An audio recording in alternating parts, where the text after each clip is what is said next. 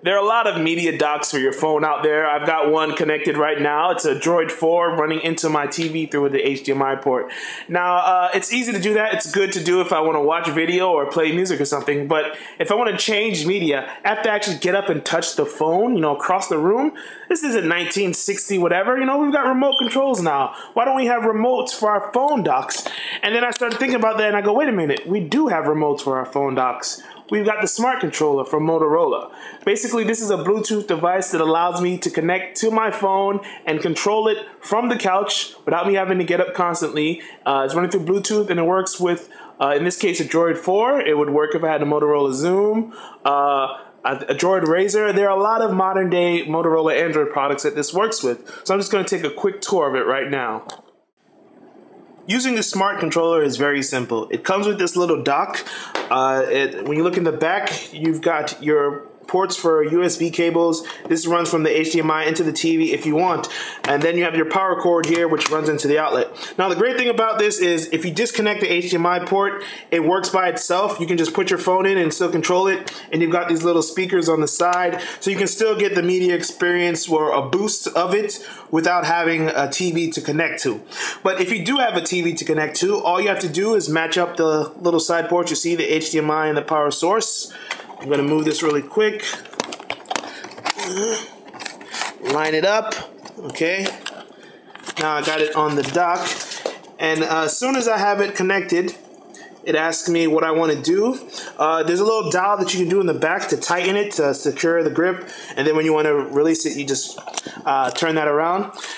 From here, I have to connect to Bluetooth. I've already set the phone up to connect to Bluetooth. It automatically knows to search for the Smart Controller. So now I can use this to find what I want. So I'm going to select a mirror display.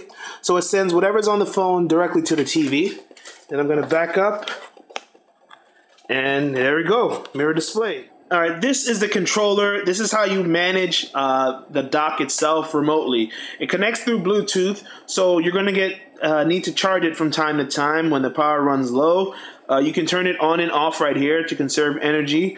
On the left, you've got your up and down volume, and then you've got your standard 4 buttons right here. This part doesn't really do much. It's just a hard plastic. This is the part that you're really going to want to pay attention to because this is how you control the device itself.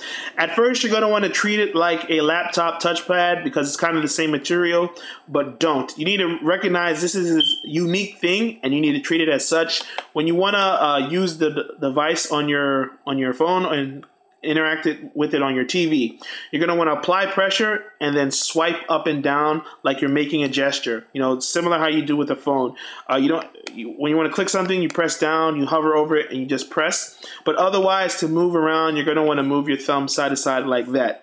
It's got a very nice design to it. It kind of contours, and it just basically just rests in your palm perfectly nice and perfectly still. There's not much you can complain about it in that regard. All right, I click on mirror display, and now I can go to anywhere that's on the screen. It's basically HDMI just running a one-to-one look at what I'm doing. So I'm going to go to YouTube. I'm going to navigate there and click on it, or tap on it, depending on what you want to say. And I'm going to say, all right, let me see what's going on with SB Nation. All right, now it's loading, and we wait, because that's what you do when you want to watch video. And if you're wondering why it's taken so long, I have Comcast. Okay. Now, let's say I want to raise or lower the volume. I've got that button right here on the left. So I'm going to... All right. And I say, you know what? I don't want to watch this anymore. Let me go to something else. Let's go to Google Music. Let's browse through... Let's pick some music. Let's listen to Shad. Alright.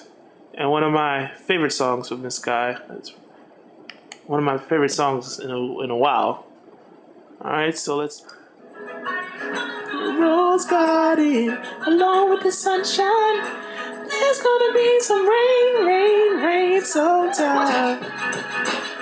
I didn't promise you a rose garden. Now, if you're someone who plays music through your TV a lot, this can be a cool way to relax on the couch, have a glass of wine or some coffee, just listen to your music. If you want to look for something in particular, you just press the search button and it brings up the keyboard. Now for this, it's not as practical to not have a keyboard. You gotta just basically tap on everything. So if I want to search for an artist, let me say H, scroll over and choose A, and then go over and press LL. Hall & Oates, of course. I tap on the name and it brings up their library. I can browse them. Now, of course, every app isn't going to lend itself to this type of format. For instance, some might block you from accessing your dock. Others might not be compatible with your device, like Hulu Plus. But if I had a Hulu Plus compatible device hooked up to this, it would probably work from what I understand. You can go on YouTube, you can go on the web, watch live flash videos and control it that way. For instance, with Instagram, it's on this device, it's portrait only, so it doesn't make sense. But if I had a tablet running Honeygram, which is a third-party Instagram viewer, I could have my entire Instagram experience on the full screen. It would make a lot more sense with that type of device. With that said, I can go to my own locally stored devices in my gallery or my music and play music that way. I can view my photos that way. I can go in my library and do all types of things. You know, it's something pretty easy, and when I just tap on it and browse through, man, that guy's so gorgeous. Look at him. He's so handsome. But seriously, this is Andrew from Enjoynica.com. I'm taking a look at the Motorola Smart Controller. It's available. You know, for more details on the way it works, how it operates, you know, be sure to follow the link in the description below. And with that said, this is Andrew from Enjoynica.com. Hope you enjoyed the video. Feel free to subscribe to get more news on Android devices, apps, events, things of that nature. Blah, blah, blah. Blue, blue, blue.